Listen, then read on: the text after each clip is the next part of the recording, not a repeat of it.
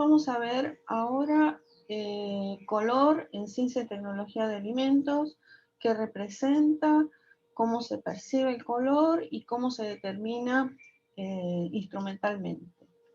Bueno, por empezar, vamos a definir que el color se percibe a través de la vista y que el ojo es sensible en una zona muy estrecha del espacio de la radiación electromagnética. Acá tenemos de nuevo todo el espectro que va desde las ondas de radio, que son las que se usan para excitar los protones en el campo magnético, los rayos infrarrojos, viene el visible, que es una franja muy estrecha si comparamos con el resto, eh, y luego de más energía que el visible están los rayos ultravioleta y los rayos X.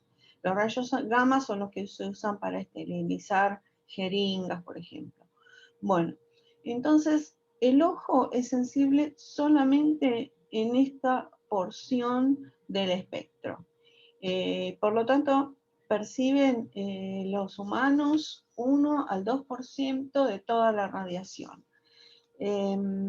Y están acá los colores que se perciben, por ejemplo, en las mayores longitudes de onda, que corresponden a la menor energía. Acuérdense que los infrarrojos están en energía por debajo del visible y es la parte roja. O sea, los rojos son menor energía y mayor longitud de onda.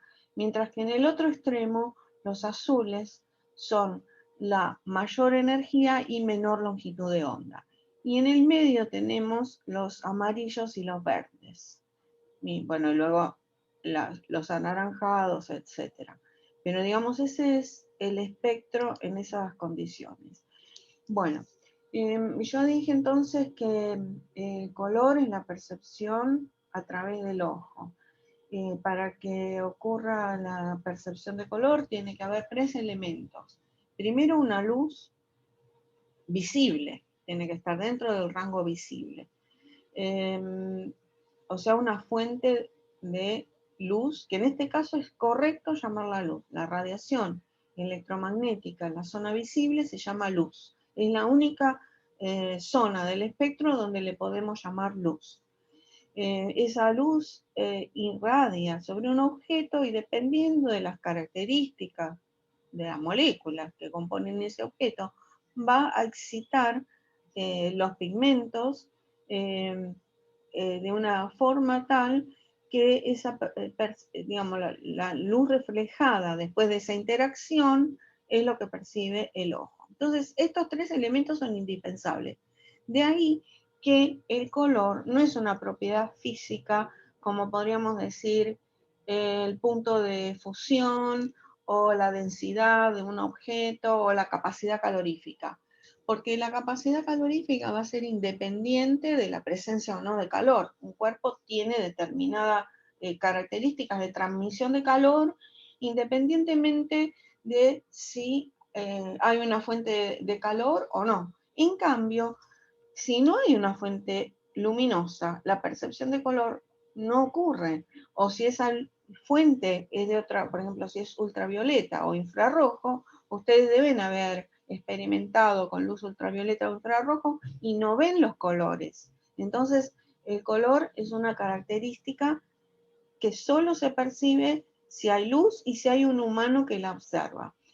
Y tampoco es que, digamos, el ojo actúa por sí solo como un detector, pero a su vez eso lo transmite a través del nervio óptico al cerebro. Por lo tanto, vendría a ser como el color, se puede decir, como la resultante de la elaboración que genera el cerebro a través de la percepción que recibe del ojo. Como ven, es un fenómeno complejo, o sea, no podemos eso traducirlo en una medición en forma sencilla, porque depende no solo de que existan estos tres elementos, sino también que el ojo transmita esa sensación al cerebro, entonces va a depender de la elaboración que genera el cerebro sobre ese fenómeno. Y por otro lado, entonces, eh, no depende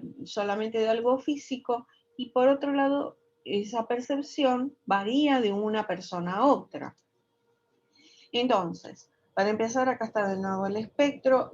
Los límites en general están entre 340 o 380. No van a ver que no, según la fuente bibliográfica, este límite que limita con el ultravioleta puede ser 340 también, puede ser 360, 340, 380 hasta 780. Entonces, acuérdense, menor longitud de onda es mayor energía. Bueno, acá esto tendría que ser azul, pero bueno. Y mayor longitud de onda es menor energía, que corresponde a los rojos. Esto es importante un poco tenerlo en mente.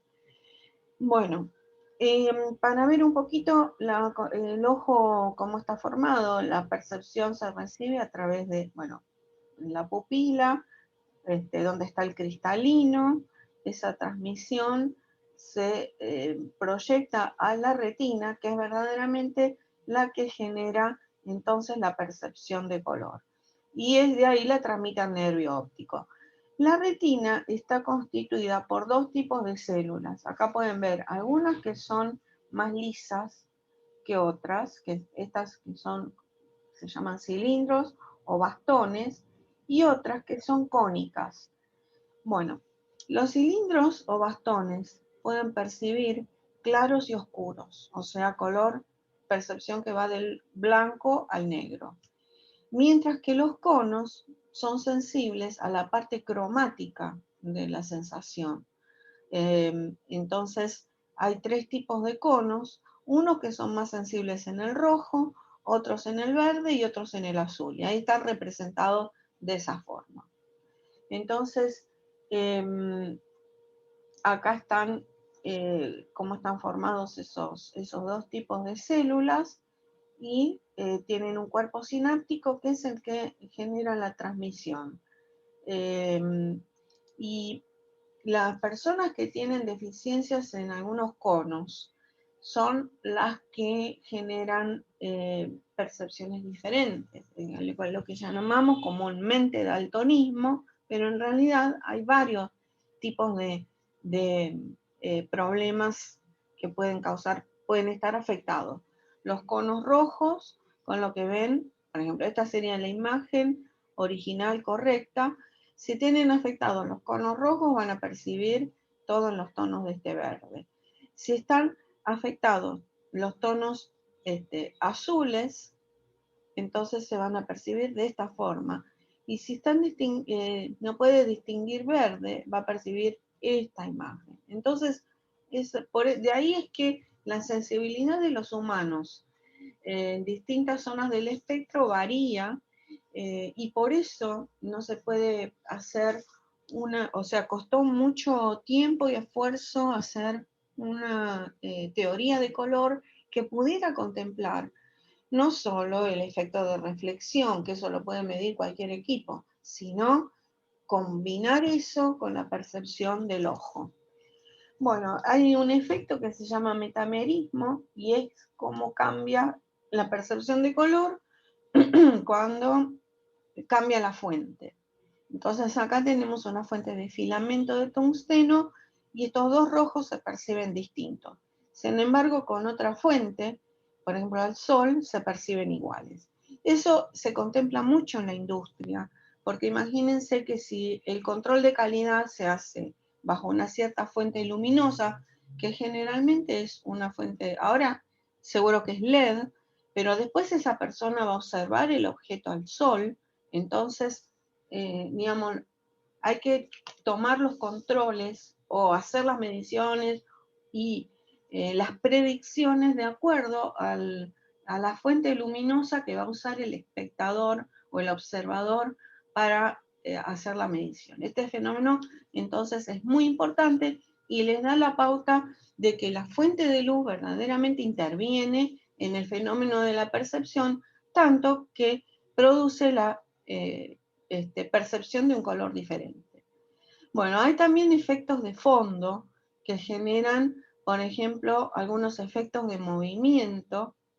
Hay combinaciones de colores que generan efectos especiales y no solo la combinación de colores, sino las formas y fondos de las imágenes generan a veces sensaciones 3D o percepción de movimiento. Acá hay otro ejemplo donde se percibe estas imágenes girando. Bueno, entonces los cuerpos se perciben de distinto color según el color que refleja el objeto. Eso indica que absorbe el resto. Por ejemplo, esta hoja verde se ve verde porque refleja verde y absorbe todos los demás colores, ¿no? Entonces, el rojo y el azul y el amarillo los absorbe y refleja solo en la zona del verde. Entonces, para tener una idea, acuérdense, el rojo está en un extremo del espectro, el azul en otro, en el medio, el amarillo y el verde más cerca del azul y el amarillo más cerca del rojo. Y acá abajo está el fenómeno de descomposición de la luz blanca a través de un prisma, ¿no? Por el fenómeno de refracción que produce desvío de los rayos. Otra cosa es entonces que las curvas de reflexión, que pueden ser tanto de reflexión como de transmitancia. Fíjense que un líquido que uno ve transparente, rojo, está reflejando rojo y a la vez está transmitiendo rojo. Y lo que absorbe es el resto. Entonces, acá tenemos el rojo, que lo hemos estado observando. Si uno grafica la reflexión o la transmitancia en función de la longitud de onda, dijimos, a mayor longitud de onda está el rojo y entonces da un tipo de curva así. El azul va a ser a la inversa, o sea, va a ser alta reflexión en la zona de baja longitud de onda y va a reflejar o transmitir poco en el rojo. El verde tiene en el medio la percepción, o sea, el pico. Porque justamente el verde está en el medio. El amarillo habíamos visto que estaba en el medio también, pero el amarillo absorbe tanto rojo como verde y amarillo. O sea, no es un color puro, digamos. Es difícil explicarlo, pero el amarillo refleja, mejor dicho, refleja en varias longitudes de onda. Refleja o transmite en varias longitudes de onda. El hecho de que sean más altas o más bajas esta curva indica el grado de oscuridad. Como esto es una reflexión o transmitancia, entonces esto indica que el amarillo, por ser un color claro, refleja en varias longitudes de onda, mientras que los rojos o azules, que son más oscuros, reflejan o transmiten en zonas específicas. Y el naranja va a tener parte de amarillo y parte de rojo.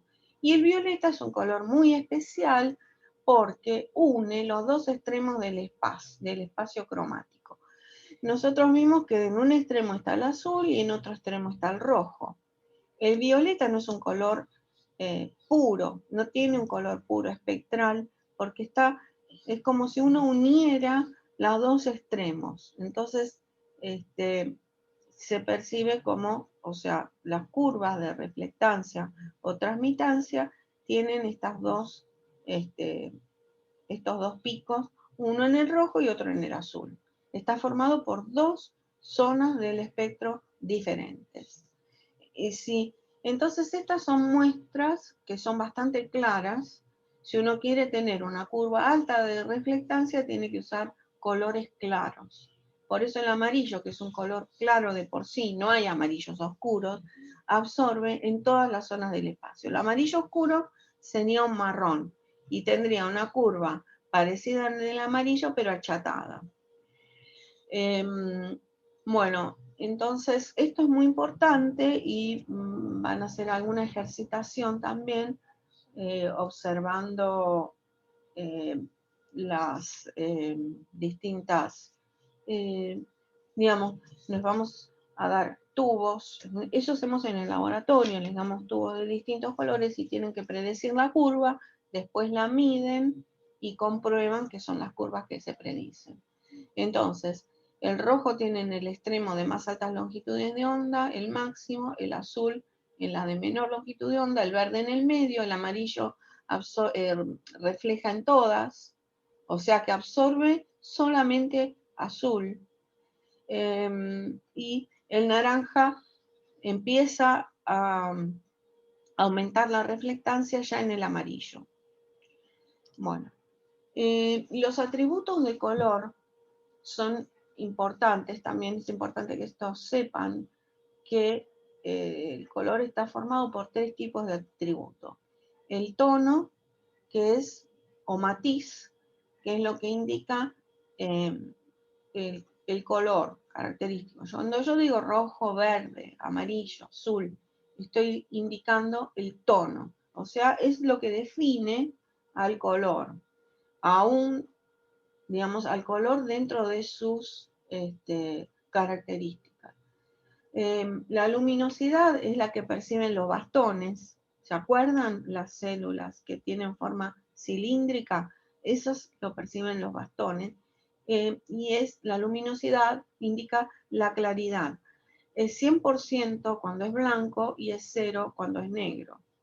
El valor es la luminosidad. En la escala Munsell, que es una escala visual muy conocida, a la luminosidad se le llama valor. Y la saturación es la pureza y es 0 en el gris para una luminosidad determinada y un tono determinado. Cuando uno ya define el tono y la luminosidad, le queda por definir la saturación. Cuanto más cerca está del color puro espectral. Entonces eso es saturación o pureza, relacionada con la pureza.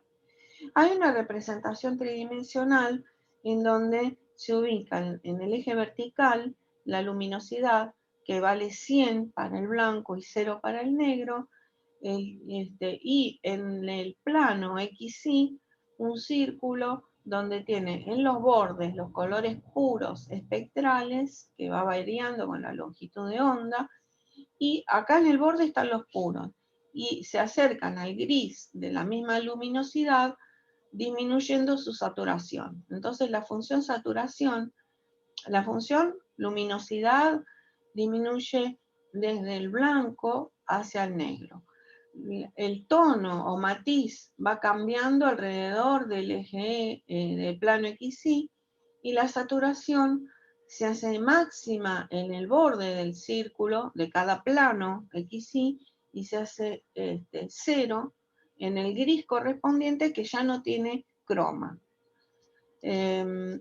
Bueno, hay algo muy interesante con lo cual se pueden hacer muchas experiencias, que es cuando uno maneja luces. Esto lo van a ver en los teatros, en los escenarios.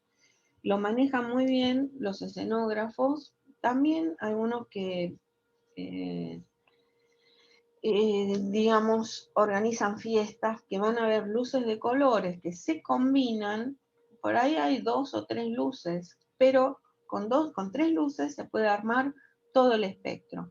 Combinando tenemos verde, rojo y azul, que son los primarios aditivos. Nosotros estamos acostumbrados, o nos han enseñado en la escuela, que los colores primarios son amarillo, rojo y verde, y amarillo, rojo y azul. Sin embargo, en todos los experimentos de color, ya vimos que el amarillo es un color un poco complicado. Primero, no hay amarillos en las zonas de baja luminosidad, porque todos los amarillos son claros. Y segundo, el amarillo tiene funciones matemáticas, se representa por una función matemática que tiene una parte negativa.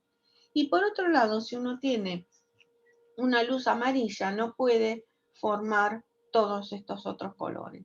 Entonces, de la combinación, por lo tanto, los primarios que se establecen para escalas de luces, que pueden ser monitores también, televisores, o todo lo que sea luz, los primarios van a ser el verde, el rojo y el azul. De la combinación del verde y el rojo surge el amarillo, cosa que también nos asombra un poco, porque de dos luces aparentemente más oscuras se genera una más clara.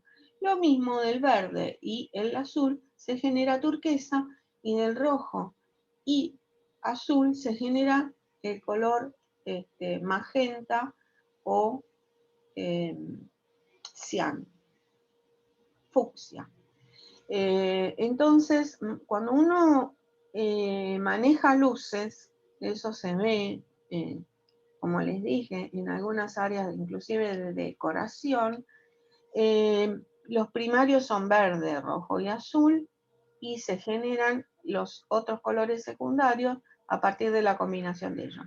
Y de la combinación de los tres surge la luz blanca. ¿Cómo recomponer la luz blanca? Estos experimentos también los hacemos en el laboratorio, pero ustedes los pueden hacer consiguiendo luces de colores y mezclando para ver este efecto. Acá está sobre una pantalla la mezcla aditiva. O sea, para hacer estas mezclas aditivas hay que combinar luces, por lo tanto hay que combinar proyecciones. Cuando uno tiene azul y amarillo, da verde.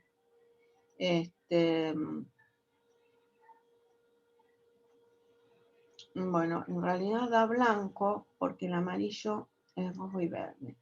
Y cuando uno tiene verde y rojo, da amarillo, un color más claro. O sea, eso es, siempre causa extrañeza cuando hacemos el experimento en vivo, porque justamente de colores aparentemente más oscuros se genera algo más claro. Y lo raro, más raro de todo, es que con tres luces oscuras se genera el color blanco. Pero eso es por la naturaleza aditiva de los colores cuando son luces.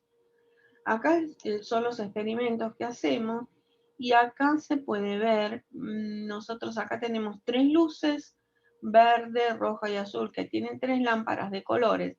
Usamos estas cosas de conos de papel para enfocar mejor, con lo cual si tuviéramos aparatos adaptados especialmente para hacer el experimento, no harían falta estos conos de papel.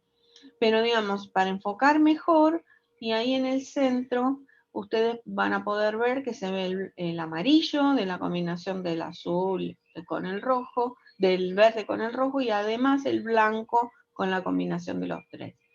Eso, como yo dije, lo pueden hacer ustedes con tres luces de colores, o simplemente teniendo vasos o celofanes, haciendo el experimento por transmisión.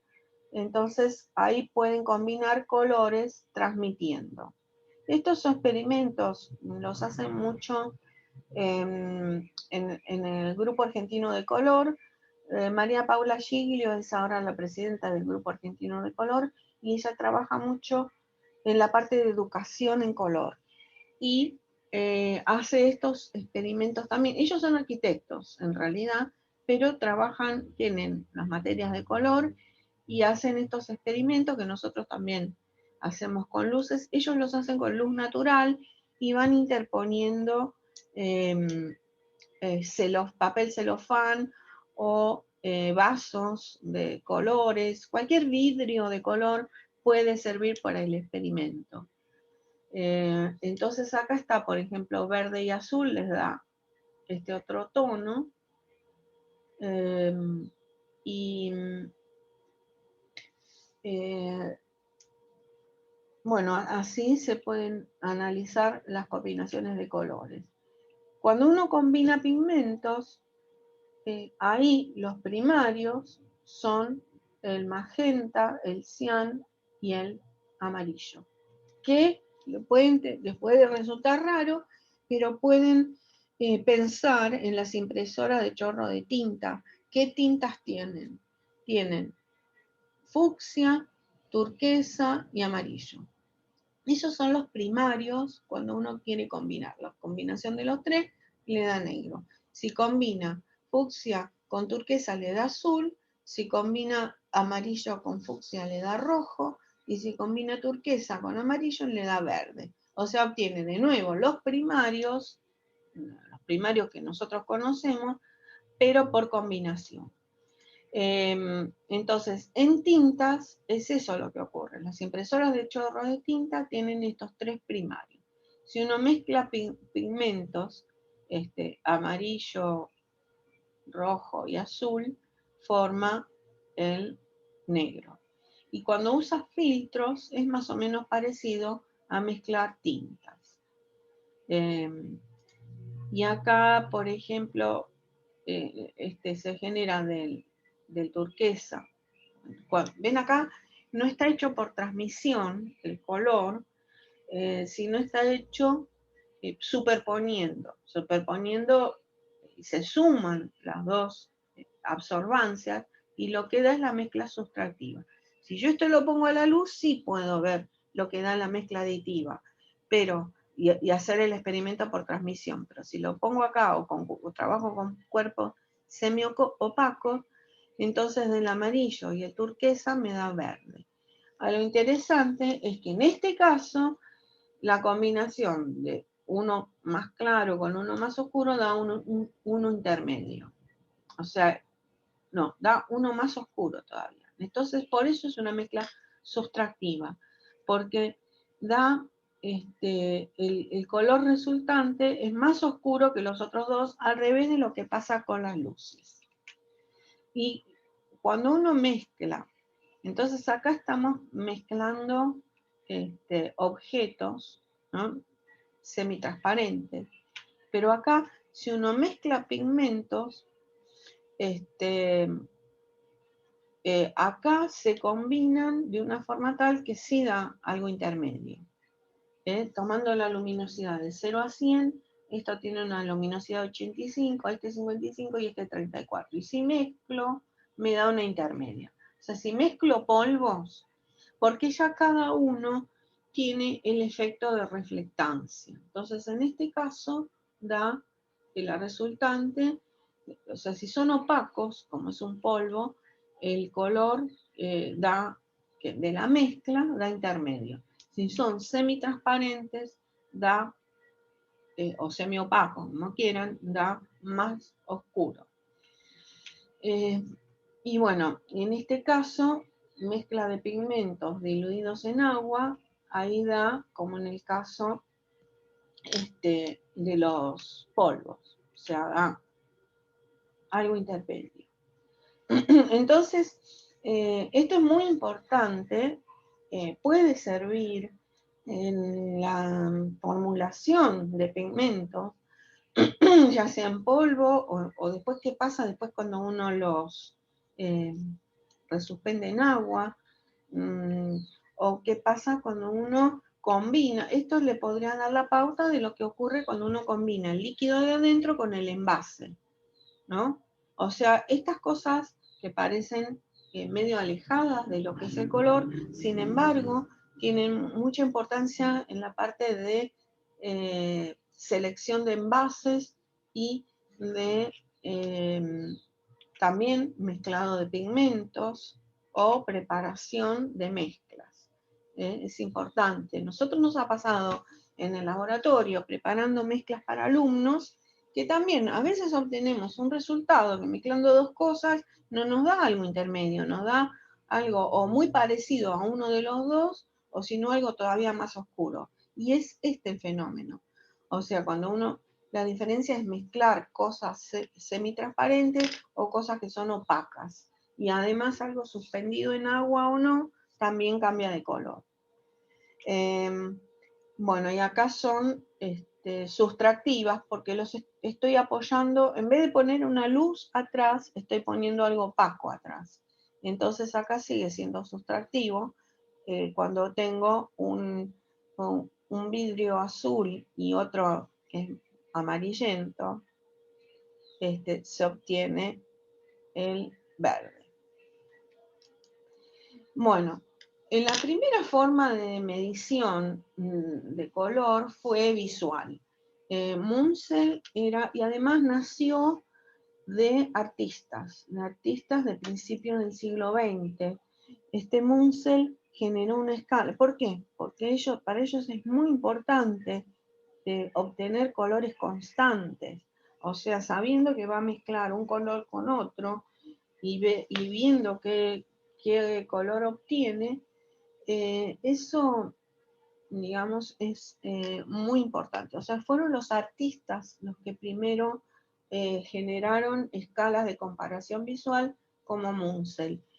Y esas escalas, él lo que hizo fue conseguir todos los pigmentos disponibles y ordenarlos, como yo les dije antes, por luminosidad, saturación y tono.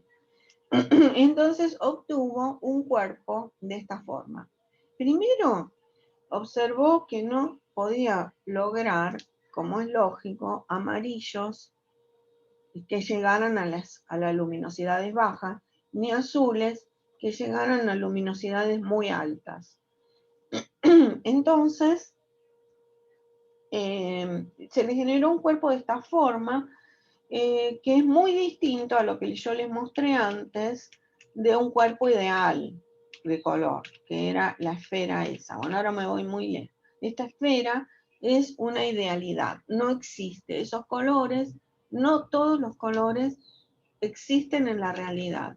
Entonces él pudo generar un cuerpo de estas características y los clasificó según sus cartas, primero por tono, es decir, generó esta escala de tonos donde primero uno, para codificar un color, uno tiene que seleccionar el tono más parecido a la muestra. Entonces seleccionamos, por ejemplo, tengo un rojo, voy a elegir este o este, ¿no? Uno de estos tonos. Me voy después a la carta correspondiente a 5R, por ejemplo, es esta, donde están codificados por luminosidad y saturación. ¿Ven? Entonces están dispuestos de esta forma. Una vez que elegí el tono correspondiente, voy a la carta correspondiente a ese tono, que supongamos que sea 5R, si es bien rojo, y voy a esa carta y elijo el color más cercano a la muestra, que supongamos que sea este. Bueno, acá no se ve justo, pero acá hay un número que es el 6 y acá hay otro número que es el 9. Entonces me queda el color codificado por 5R, 6, 9. O sea, me queda perfectamente codificado el color. ¿Por qué? Porque al ser el color una característica tan subjetiva, que dijimos que tiene que ver con la traducción que hace el cerebro por la sensación que recibe del ojo, entonces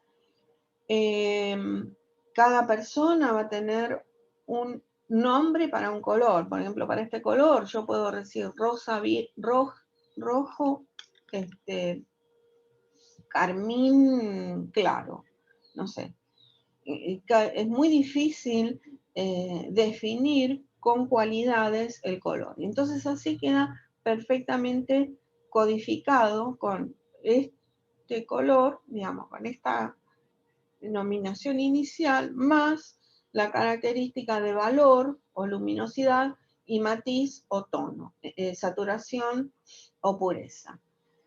Son estas escalas de Munsell están todavía disponibles y se usan, sobre todo en la industria de alimentos se usan, constituyen 1181 piezas de color, son muestritas de color, que representan 40 tonos, que serían estos, ¿no? Son 40 que están alrededor y,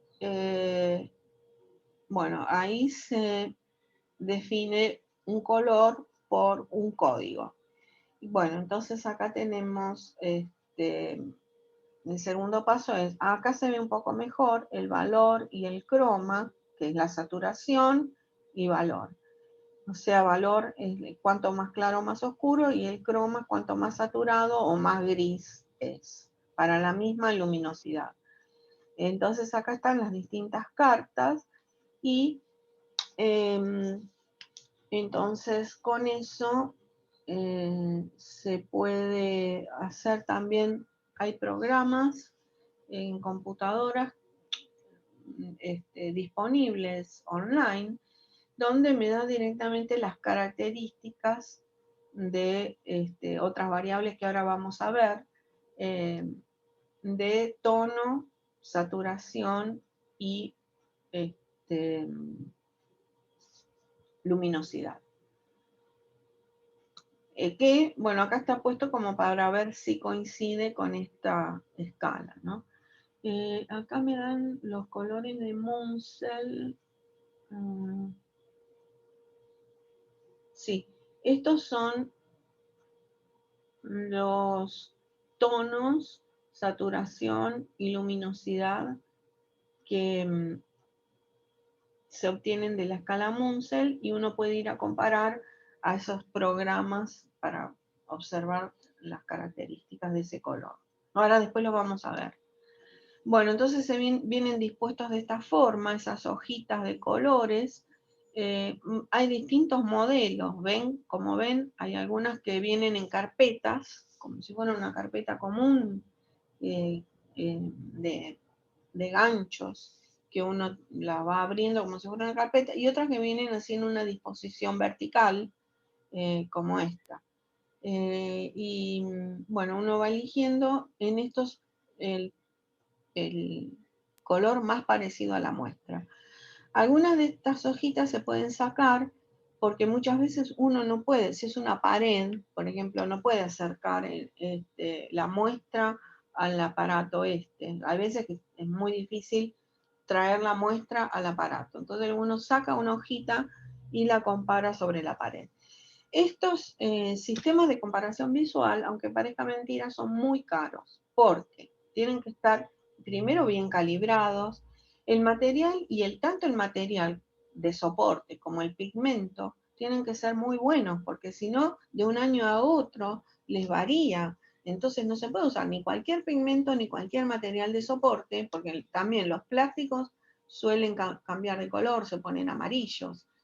Entonces, por eso a veces se prefiere, en vez de estas disposiciones así que quedan muy expuestos a la luz, hay que, por supuesto, protegerlos de la luz, pero además usar como una carpeta que se pueda cerrar, en vez de esta disposición espacial, digamos. Entonces estas hojitas se pueden sacar también de acá. En algunos de los modelos, no en todos, uno puede sacar las hojitas y llevar la hojita para colocar sobre la muestra, para mejor practicidad. Bueno, entonces esas serían las formas de medir. Los que se usan son discos rotatorios, donde se hacen mezclas de colores. Yo acá no se los puse, me parece. Bueno, después les voy a mostrar en la clase discos rotatorios, donde eso es más bien para mezclar colores y seleccionar, por ejemplo, un disco todo rojo que se le agrega una porción de blanco para formar un determinado color. Cuando el disco gira, lo que hace es producir una mezcla de los colores. Entonces, con eso uno va agregando distintas proporciones, por ejemplo, de blanco, y luego obtiene a qué color corresponde, cuánta proporción de un dado color tiene un objeto por comparación visual. Entonces, eso se usa todavía. se usa bastante en industria de alimentos y cartas de color se usan bastante.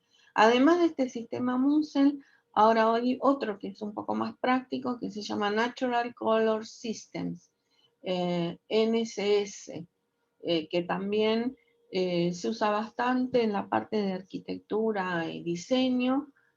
No vi que se usara tanto en color, pero es más práctico, es más intuitivo la denominación que el Munsell.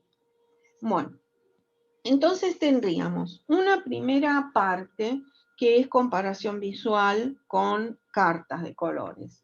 Hay comparadores visuales también que es a través de vidrios y se usan para todos los vidrios que tienen este color caramelo, para todas las muestras como miel, cervezas, aceites. Para miel se usa uno que se llama Fund, que es un comparador visual, y para aceites se usa Novibond. Entonces, todas estas muestras como cerveza, whiskies, lo que tienen, muchas bebidas tienen colores caramelo, inclusive aperitivos. Bueno, todo eso se puede medir con este color. Ven, acá están los disquitos de distintos colores donde en uno se rota, en uno se coloca la muestra, en un soporte. Y en el otro se va rotando el disco y se mira por una mirilla y se observa en qué punto la muestra se hace igual al color del disco que gira. Y ese disco tiene un código y entonces con eso se obtiene un valor. Como ven, todas están en la otra, en la Munsell o todas las cartas de color, queda perfectamente catalogado el color, verdaderamente, con sus tres características: tono, saturación y luminosidad. En este caso, no. En este caso tengo un número que en realidad habla más bien de la luminosidad. Más bien estoy acá hablando de luminosidad y no tanto si es más rojo, no me va a determinar si es más rojo o menos rojo. Bueno, y acá están unos aparatos que miden directamente en Fund, son muy sencillitos y esto se usa para las mieles. Entonces, bueno, son equipos muy sencillos, pero como les digo, no permiten permiten ver claro y oscuro, pero no una caracterización total del color. Bueno, entonces nosotros vimos las características del ojo, las características de los atributos del E65, es bastante parejo en todo el espacio. La luz de día tiene esta distribución.